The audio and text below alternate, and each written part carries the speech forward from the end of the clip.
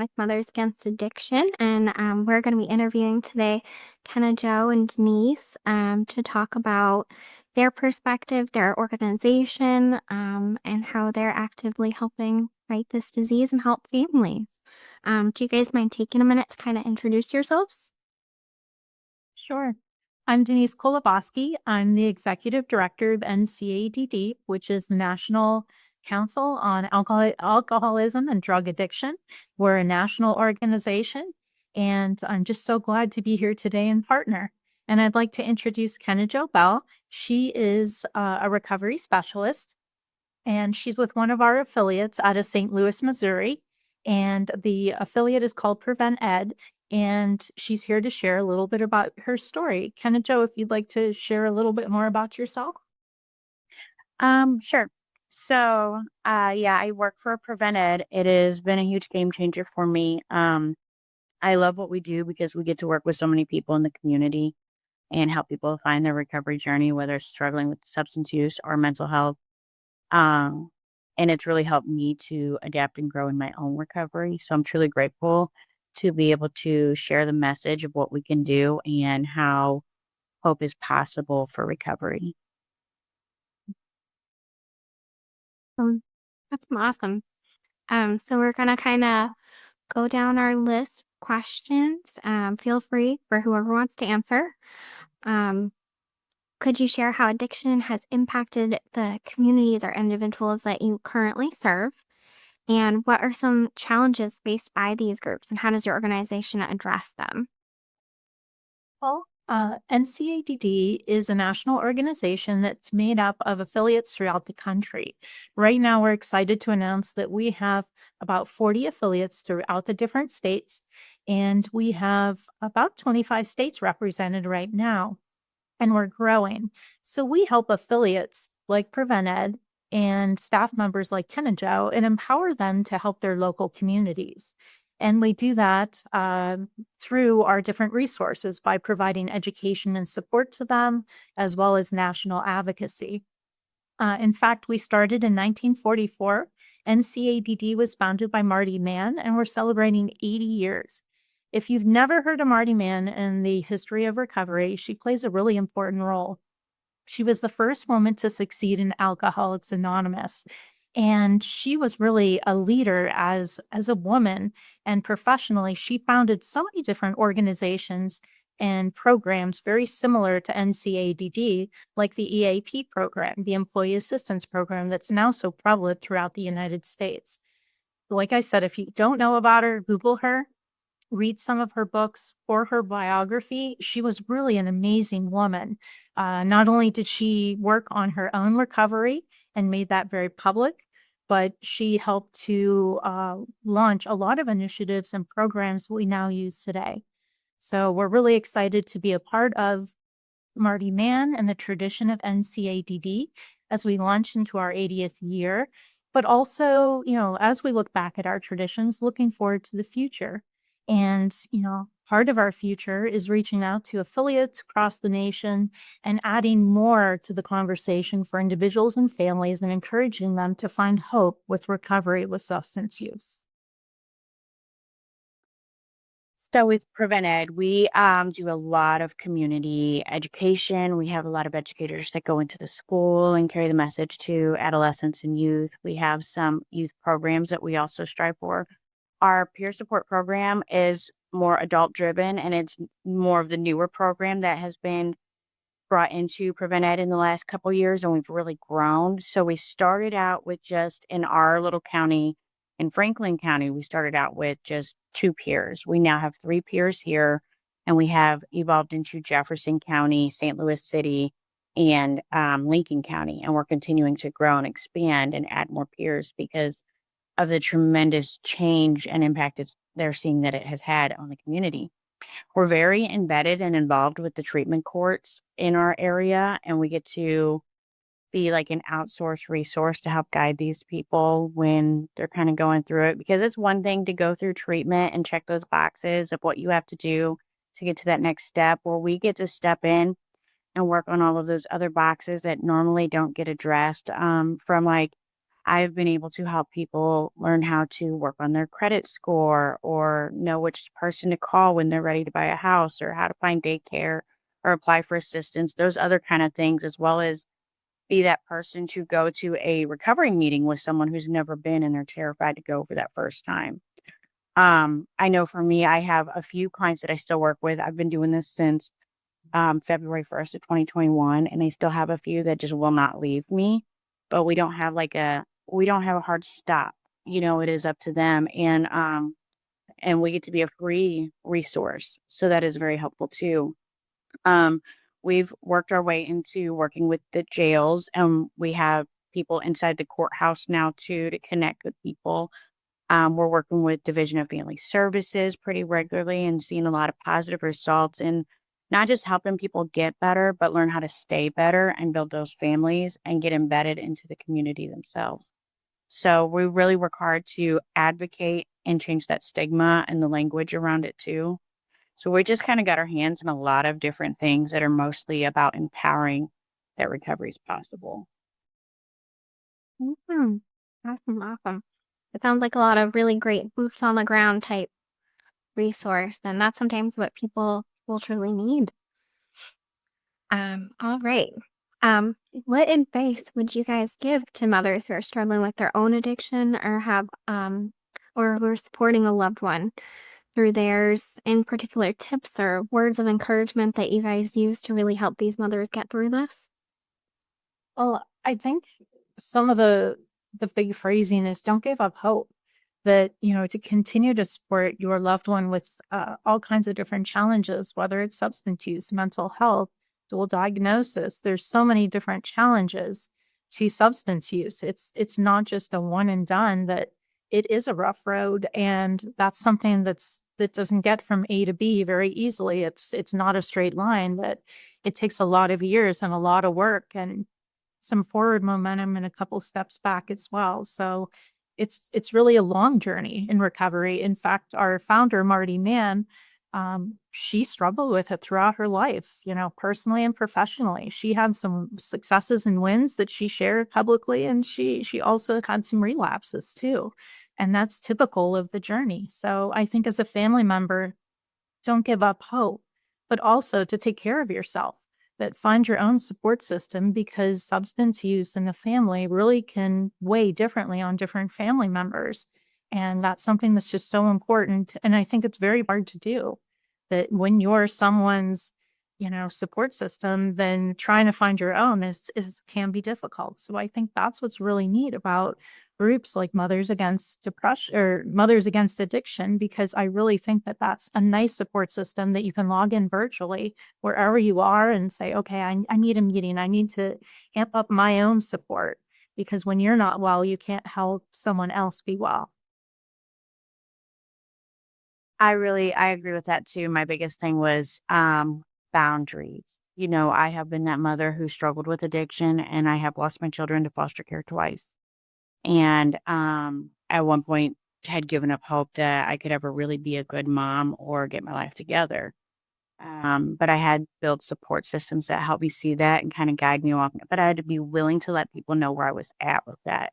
I had a lot of bumps in my journey, but I've also been that person who's had parents who've had to struggle with me and try to figure out what boundaries to have with me and how to be supportive, not give up, but not be too tough. It's really individualized. There's no one way to do it with any family member or with yourself. Like everybody's journey is a little different, but giving yourself love and being kind to yourself through the process and knowing how to have boundaries. I know we have a lot more resources today. I know we've helped expand parents of addicted loved ones in the area around here to also help more. And we have the Al-Anon and other meetings like that are popping up for places. And they're all being able to learn their own process of how to handle being supportive without draining their lives or themselves spiritually. Because it is a fine line. We can get to a place where it's enabling to. So learning how to have that balance and being okay to say no when you need to is okay. That's the biggest part. Knowing that saying no is a sentence and it is okay. We only have so much power over somebody, which really isn't any at all. We just guide. So that would be my suggestions. No, it's okay to say no. And to kind of Joe's point that uh, NCADD believes that recovery is an individual's choice on how to get there. What does that mean? So that's something that I think people find their own individuality. And that's something that we support at NCADD National, and many of our affiliates throughout the country do as well. You know, that it really can be up to the individual on what they'd like to choose as their definition of sobriety and how they get to that point and maintain it. Definitely. Definitely. What unique approaches do your organizations take to support families affected by addiction? Do you offer any specialized programs, support groups, counseling services? I know kind of Joe, you said you guys kind of do more boots on the ground. NCADD more sounds virtual. What specialties do you guys do to help? Well, at NCADD's national level is we're kind of the overall arching umbrella that supports the affiliates throughout the country. And you can go on our website, no matter where you are, and find our affiliates at ncaddnational.org. And we have affiliates in over 25 states and growing. And there's always a great way to connect with your local groups. And we provide support nationally to our affiliates as well as individuals and families more virtually with education, like free webinars. On our social media, please follow us on Facebook. We post a lot of different information and free events from all of our affiliates throughout the country, as well as events that we host. But it's really a neat opportunity that we have to help mentor and mold them and help them serve the local communities. I know for us, yes, we're a lot more boots on the ground and we attend like the local school fairs and health fairs and things like that to carry the message when we are dealing with or working with a family, because sometimes it is the whole family. It may be a parent who's calling us trying to understand how to help their child. And by child, I mean 32-year-old son that lives in the basement and they just don't, like we work with them and connect with them to one, because most don't understand the way addiction works, and it's still for a lot of people, it's a moral failing. It's not a disease. They should be able to just stop. So helping, especially the parents, recognize that they're not failing because their child is going through this, because that's a lot of it. So it's helping connect with all those resources and just being there to kind of be that person to guide them. There was a male I had worked with who his son was in and out of custody with the state. And I think he was roughly about 43 years old, never made contact with his son. Definitely, we've made that effort, but that for that whole year, I helped this father try to figure out how to guide and plan and, prepare with his son and learn how to be okay in that situation. So sometimes we don't even get to make contact with the person necessarily who is struggling with the addiction, but we're still making contact with someone who needs help with the addiction. So it really depends. Again, it's another individualized thing on the needs, but there's so many resources we get to help people find. And then we do have a podcast that we do every week, which also carries a lot of information on resources for all different levels and families or businesses and community. So we do what we can to really get that word out there. Mhm. Awesome. What do you guys see as the biggest gap in addiction support right now and resources today? And how does your organizations address them? That's a challenging question because there are so many gaps right now. And that's where we keep referring to our founder and say, if Marty Mann was here, what would she do? And I always say she'd roll up her sleeves and get the job done because we have so much work to do that there is so much more support that needs to happen for families throughout the country and so many more resources for that individual that's having that daily challenge. Um, at NCADD, we just launched a free webinar for individuals, families, and professionals. And we talked about anti stigmatizing language, it developing more of a positive language and what we do as our industry in hopes of trying to attract more people to recovery as well as encourage them to stay in recovery. And that was a really successful free webinar. We have webinars throughout the year that are virtual that anyone can attend at no cost. And that's just one example how we started moving that conversation along and encouraging our affiliates, as we talk and as we have our communications and messaging, to remember that at the heart of this is the pure joy of recovery, and that success, is really measured differently for each individual. And how can we help better support them? And that was one way we've started that conversation. In fact, that webinar was so successful, I think we might have a second part of that series and continue that conversation. And participants also walked away from the webinar with a toolkit, a starter kit of positive messaging to incorporate in their communications and branding and just their everyday language. And we think that things like that, providing that education and the awareness of what we do, can really help move the needle on recovery and help some of those gaps that are currently out there throughout the country with people struggling with addiction. Mhm. I I agree. Education is very important. I know we recently did like a sim mapping in our area, which was a huge success. But through that, you recognize that a lot of the gaps, there are so many people in our community working on the same things, but nobody knows about each other. Or there's not enough funding or resources, or that it's a hard stop at this point. When I'm calling and making referrals, trying to get somebody, whether it's mental health help or whatever, it's one of those things where if they're receiving like substance use services here, well, we can't help them with the mental health over here because of funding, but they can't receive the mental health services anywhere else because of the funding or the places don't offer it. So there's a lot of hard lines that stop people from being able to receive certain services or, calling somebody. I think a benefit, just one change would be I've called them like, okay, so where do you suggest I call next? Instead of just telling someone, sorry, I can't help you, how can we offer a possible solution in maybe try this place or, something to kind of help navigate that needle because so many people don't know where to start. And so after you get so many no's, it just can be very defeating for people and to continue to move on and get lost in that darkness. So a huge goal is just continuing to try to build out where they have connection and hands on to resources. There's websites, there's, let's start here. I think that's a big, huge part of it is just the whole community getting to know who else is involved in the community and what ways we can help each other to build the individual.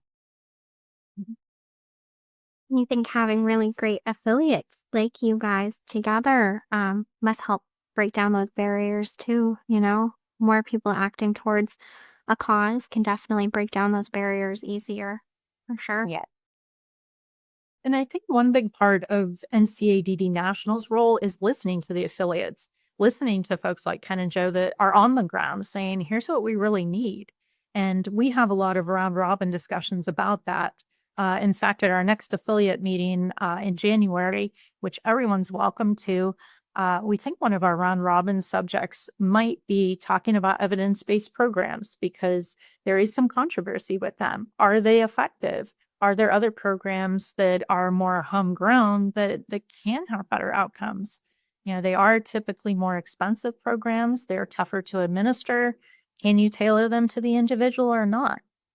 That's up for debate. So that's where we look to professionals and individuals and families to come together and say, let's have this discussion. Similarly, earlier this year, we started developing a national advocacy plan.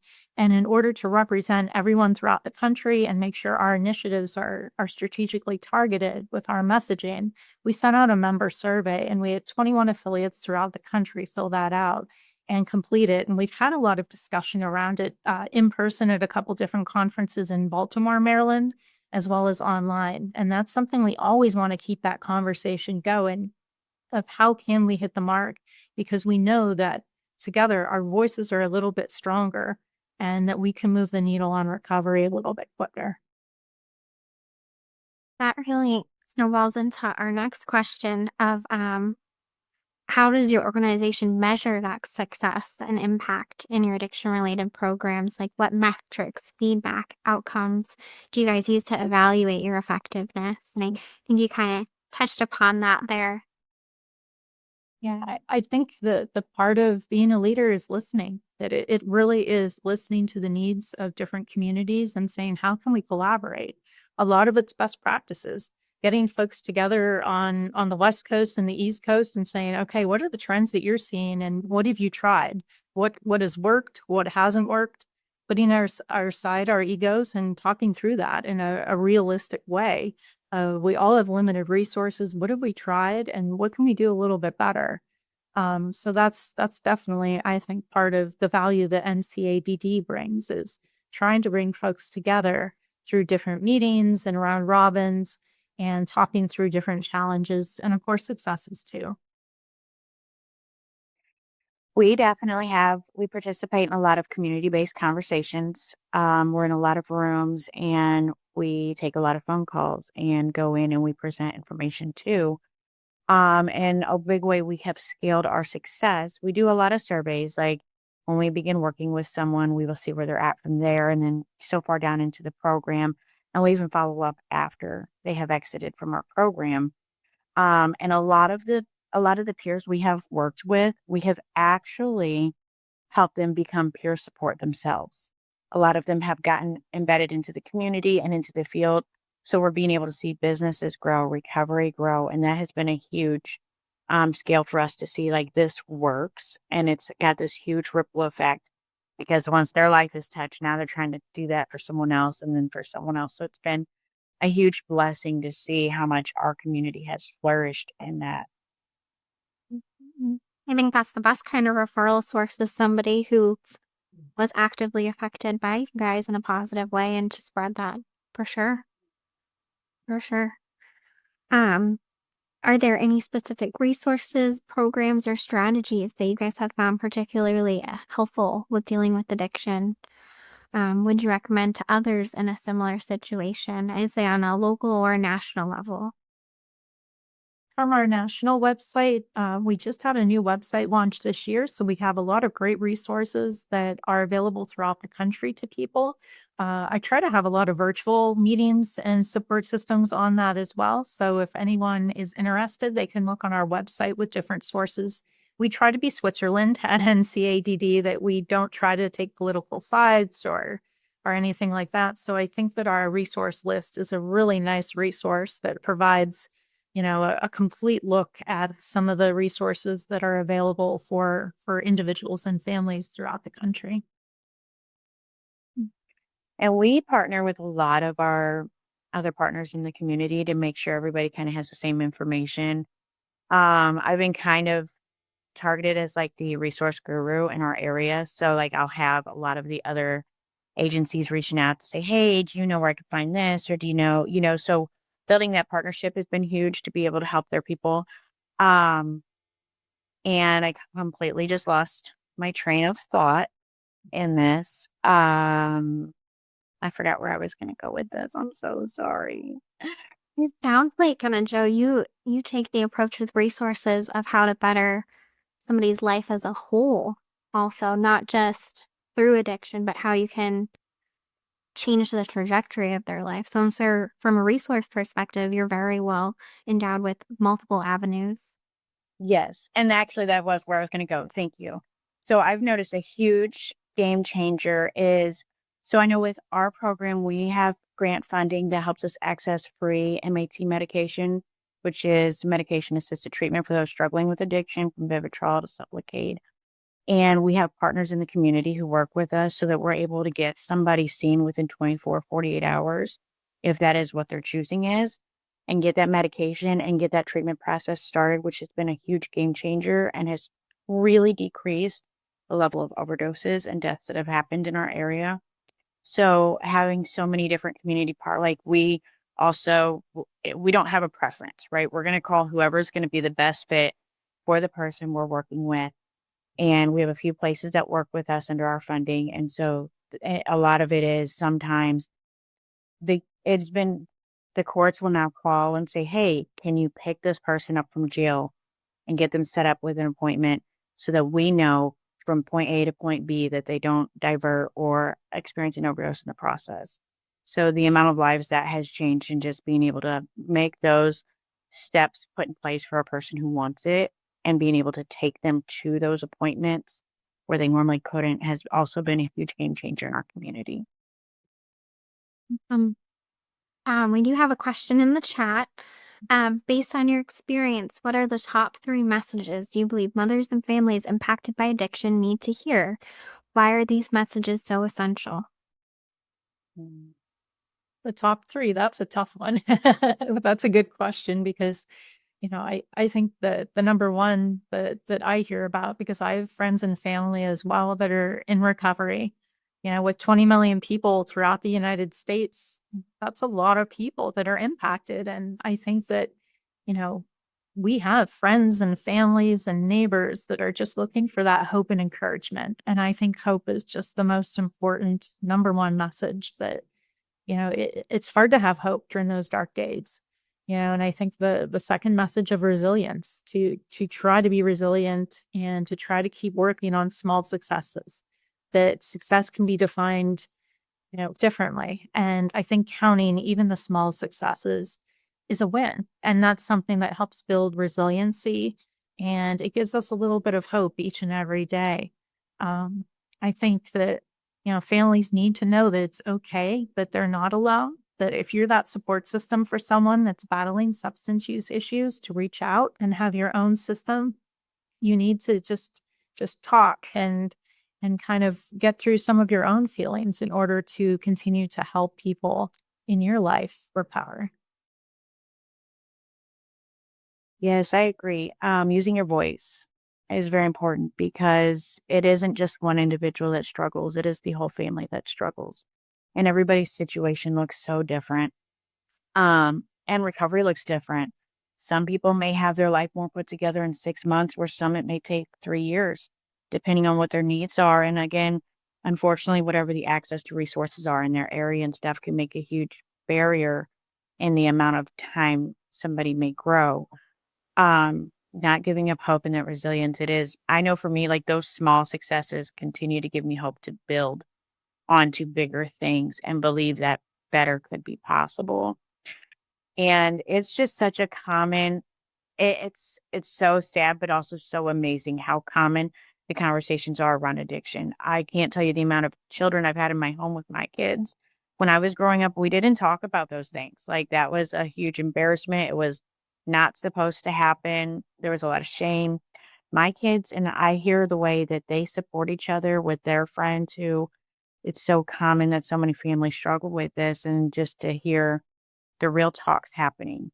And like the decrease in stigma has made a game changer that people can see that they're not alone. And having that support is so important for everybody. Um, Reach out and get your own source of help as well. Take care of your mental health. That's the biggest part. Mhm. Another question in the chat's a good one.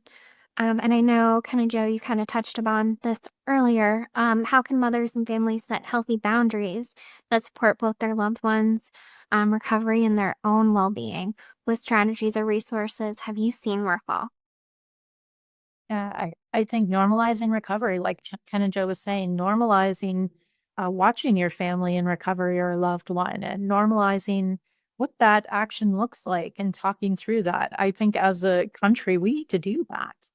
Mental health, I think, has had a lot of progress with that over the last couple years, but I think now is the time for recovery and substance use to have our moment and to really educate and make communities aware of it. And I think that's internal and external, talking internally with your family, but externally as a country, talking about those conversations and having those public awareness campaigns. And sometimes it even is great to see folks on the local level share their stories to help normalize that conversation. And we're seeing more and more celebrities come out too, which I think when they share their stories, people can relate to them as well. And I think that that's a movement we need to continue doing. And, we've seen other organizations throughout the country and different industries do that. And I think now's our time to have that moment and to really move the needle on that conversation. You know, the conversation around boundaries with addiction and those with loved ones is it's a very heavy word. Um, because that looks so different for different families. Like I have family members who my boundary is I cannot let them in my life, but I can direct them, point them in the direction where to go. Um, because it keeps my life sick and toxic, and I don't have to be sick and toxic today. Like, so having that boundary and saying, I can't do this for you, but I know where you can go and hoping they're going to do that is okay. Now I have other ones who I can walk through those steps with them and they're not going to have this darkening effect on my life. Um, but at the same time, a huge boundary is showing I support you by carrying the message, by getting out there and advocating, by showing and trying to figure out, okay, maybe what I'm trying to help my people find isn't working right now. How do we find that? How do we get to that point? Because there has to be a way at some point to address everybody's needs somehow. We just haven't been educated enough to know exactly how all of that is going to work. And the way we continue to evolve, I have hope that we're going to get there. Of course, it's not, again, going to be a one person, one size fits all person, but we're going to continue to be educated and have more information on help to guide. We've learned that having people be incarcerated or institutionalized does not work. Uh, Me, in my personal opinion, to say that I don't believe that some people don't need that, I needed that. I needed to be incarcerated. I needed time for me, I was a person who only felt safe and like I could make it to the next day if I was incarcerated because I didn't know how to be out here. And it took a while to get tired of that to make that change. Other people, they don't necessarily need that and they just need more help in the especially the mental health side of things. That is the big push. Like so many struggle from mental health and it is still such a hard topic that people are afraid to say, hey, I have mental health things going on and I need some help. So opening up that door for so many people could be a game changer, just continuing to strive. Awesome. Is there anything you wish more people understood about addiction and the work your organization does? Well, I think at NCADD, we're working on those conversations and trying to talk about, our mission and educate people that it's a lot of recovery and support throughout the country, a lot of advocacy that we need to have, when we're in Washington. In fact, we're going to have a Hill Day in April that we invite everyone to come down for that. That's on our website, ncaddnational.org. And we're going to get together and have a united message around recovery and showcase a couple of top initiatives that are prevalent throughout the country and continue that messaging because that's something that's very important, as we all try to move this mission forward together to encourage people to seek recovery and to maintain recovery, whatever that means to an individual, and their level of success. I think a huge thing is, again, going back to recovery does look so different for everybody. For a long time, it was people had to go to treatment or there's a lot of stigma also around the recovery resources that are out there. A lot of people believe like if you go to self-help meetings like Narcotics Anonymous, people are surrounding themselves around other drug addicts. And so that can't be a good environment when in fact, it is probably the best environment for them to be in, to have more like-minded people like them. But, somebody can get sober and stay sober for 10 years and then something in life happened and they not work on a past trauma because trauma is a huge, huge part of it and something triggered that and then their whole life just spiraled in a matter of days and they're back at square one where they were all those years before. It is daily maintenance and everybody's looks different. It is so much more. A lot of people truly I run into, well, they stopped using drugs, so they should be able to just go to work and just come home and just go to the kids' basketball game and just go to the grocery store and live that life. For so many, that's not how it works. We need extra resources on a daily basis. I still very much maintain my recovery through my support systems. And I just celebrated 12 years of recovery. And that was the hardest 12 years, it is the easiest, hardest thing to do in your life. It really is. The ups, the downs, the fears. There's so much I had to learn as an adult to do that most people already know how to do at the age of 28 to 40. I didn't even know how to cook macaroni and cheese until I was 30, and I had to learn how to do these things and learn how to live in life. And I needed these outside things to do that. And a lot of people expected me to just know how the moment I stopped picking up the drugs, but that wasn't my story at all. So continuing to recognize that people are going to continue to need outside things to maintain this inside ability to live life is very important. We have another question in the chat. Does NCADD have any programs for kids in elementary or middle school? I'd love to know if there are any resources to help younger kids learn about healthy choices and staying drug free. Well, that's where we leave that to our affiliates to look at the local needs of the community and see what the children's programs are most appropriate. Right now, we don't have a national all-encompassing program, but we are looking to launch a national education campaign aimed at children because as we see and look at the trends of recovery, we're noticing that the age is younger and younger. And that's something that I think we need to start those conversations quicker and earlier throughout school, because I think that's something that we've seen these trends where, there is an increase of individuals that are seeking recovery a lot earlier than 10 or 20 years ago. So that's something we're working on adjusting to and trying to go in the forefront of that messaging. So we're hoping to launch a national education campaign that would be aimed at younger people and educating folks in school and hopefully getting that conversation going earlier to try to have a little bit more prevention.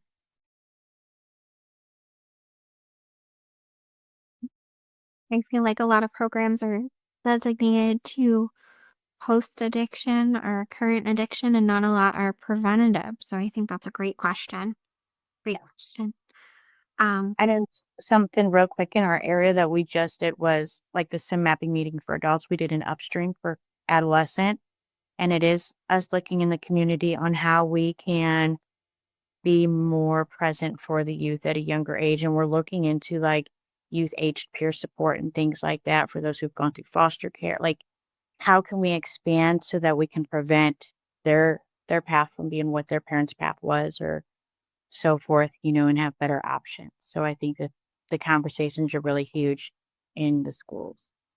Well, and we're trying to talk nationally about the economic impact of that, trying to get more advocacy behind it. And sometimes, unfortunately, money helps move the needle. And we've been trying to educate our policymakers and letting them know that substance abuse costs the United States usually about $60 billion each and every year. That's billion. So that's something where if we started putting our resources in prevention, it would save down the line and not only save money, but save lives. And that's really what we're here to do. So that's a conversation we're advocating for from NCADD National and trying to get that message going to folks that are policymakers to try to have them understand that we need more funding for prevention in order to really help people succeed. Are you guys pushing that at a national level or at a state level, or what is your process on that? I'd love to hear.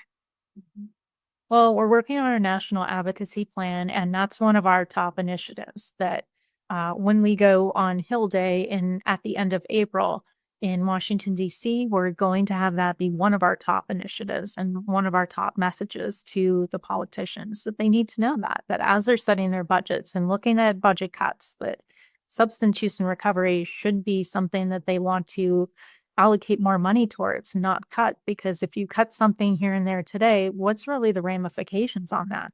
Huge ramifications, not only for individuals and families in their local communities, but on a national level too. Again, all of this can be prevented. And that's a message that really needs to constantly be hit home, I think, with a lot of our key leaders in our communities. Mhm. I think it's great to hear about things on a national level because I think state by state funding state by state resources varies tremendously. Especially, I know you guys have mentioned in regards to mental health versus addiction, they usually go pretty hand in hand, and having mental health resources state by state is very hard. Have you guys seen a correlation with the states that you primarily work with in correlation to mental health resources? Mhm. Over the years, we've seen defunding on the state level that's been not just small decreases, it's been large decreases. So that's really impacting the ability for agencies and organizations throughout the states to continue services, not only to continue, but then to increase the services and meet the needs of the community. There, we talked earlier about the gaps in services, and a lot of that comes down to funding, and that was part of our NCADD national survey that we received a lot of feedback from our affiliates that said, now our funding is decreasing. What do we do? Or if we do receive funding for a new program, it's for maybe a small time to launch a pilot and then that's it. So there really isn't a consistency in funding and programs. And therefore that trickles down to the individuals not having the programs that they need to succeed. Mm. I'm based out of New Hampshire, and New Hampshire does not have a lot of resources, but Massachusetts does. So we send a lot of mental health addiction to Massachusetts, but then a lot of managed Medicaid state byproducts don't cover state to state lines. So having those national resources are huge because people are stuck in the states they're in that don't have the resources they need, or the insurance or national funding to help support that. So Joe's mention of, having that person to go to resources that are available to people, I think is huge if we're having trouble getting those national initiatives in place. Do you find in your area, Joe, that there's a lot of accessible resources to people struggling, or has it gotten better over the years, worse? I feel it's gotten better. A huge part of the struggle is the boundaries, right? Especially when it comes to funding, there's that grid. The funding will cover people living in this area, but not this area, but the services that are needed so they figure out how to navigate those pieces to make sure everybody gets exactly what they need.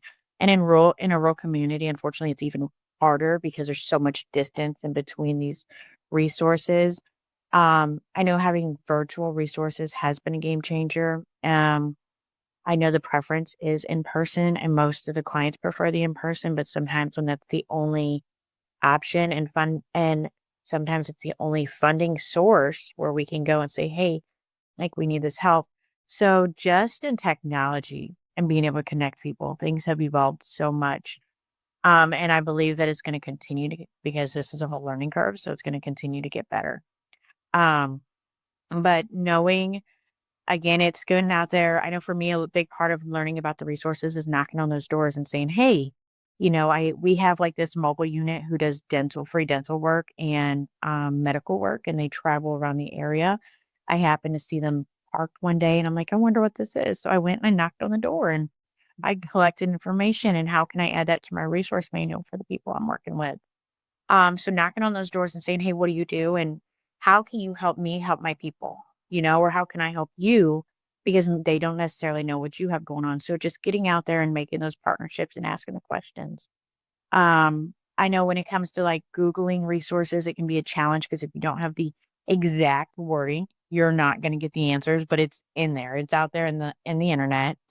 So a lot of times it is just making that intimate connection with those partners in the community to see and we thrive and build off each other from ideas and opinions when we communicate that way. So um it's hard, especially mental health. I will tell you, I work with a handful of people who unfortunately are still homeless at this moment, who struggle with severe mental health and addiction, but their mental health is so severe, they don't meet criteria to go places because it's too much. But or they don't have family to help them get into other places, and there's all the logistics with the legal system. And some of these people, it would look like they would be institutionalized probably permanently, but they're able to live enough life that they don't need to be institutionalized. So their options are so limited. So they just stay on the streets. And We just do the best we can to give them the best life in their choice and what they're choosing to do. So it's a struggle. I think it's great that you sounds like you've made this two-way street with your connections of saying, the courts call you guys up and say, "Hey, can you help us out?" and keeping that flow open because I think one of the greatest things about addiction resources is that it's such a team effort. It's not there is never just one program that is going to help somebody through it. And that's why we have these really amazing events of trying to collaborate and have these initiatives and grow together because most of the time people need multiple avenues, they need multiple resources, they need multiple people to help them through this. So I think it's great, kind of Joe, that it's a two-way street and the court systems are helping you, you're helping the court systems. And it's not a matter of how can you help us? It's how can we be a team together? I think that's amazing. Absolutely amazing. Let's see in the chat.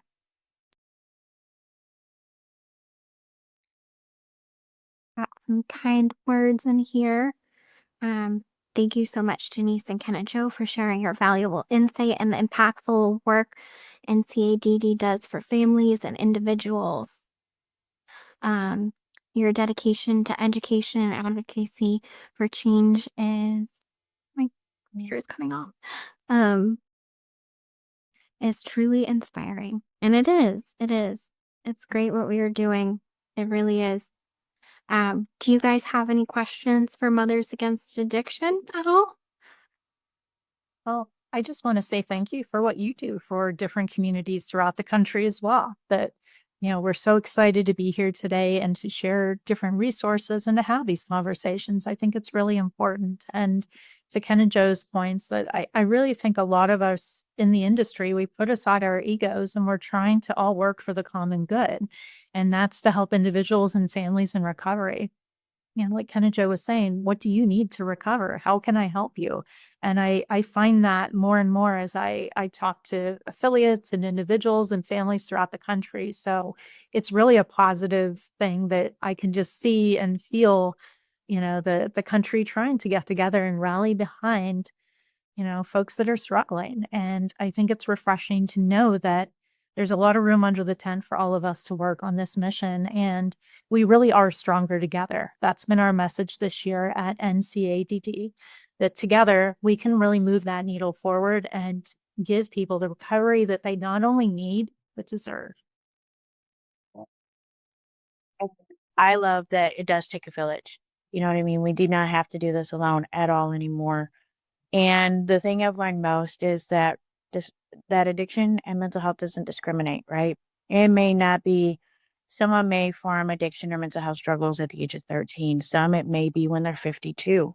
So having that information and the more we normalize it and become compassionate to the idea, the less likely we are to push somebody out that when they do hit that bump are going to be probably a lot more willing sooner rather than later to say, hey, this is going on and I need some help, right? Because it just, there's no way of telling who it's going to affect or when, so the more that we build up in the community and rally around each other, the less destruction this disease is going to have over families and communities because we're able to build each other up in the process. And I think having access to so many different resources available is what's going to truly make the difference. Yeah, I think it was wonderful having you guys on today. We appreciate all of your insight, your knowledge, and the work that you're doing. Um, we advise everybody to come check out you guys' also web pages along with Mothers Against Addiction, where we're posting some articles on you guys and your mission and your um, positivity that you're bringing to this. If anybody wants to head over to Mothers Against Addiction page, check out we have our Tuesday night support groups that are welcome to all women. We have our book clubs. Also, we'd love you guys to be a part of too. But yeah, we want to continue the collaboration. The donations, the fundraising, the active efforts together. We love that. That's what we're all here for. We're all here to make a difference together. And so big thank yous to you guys. Thank you. Awesome. Does anybody else have any questions for the group?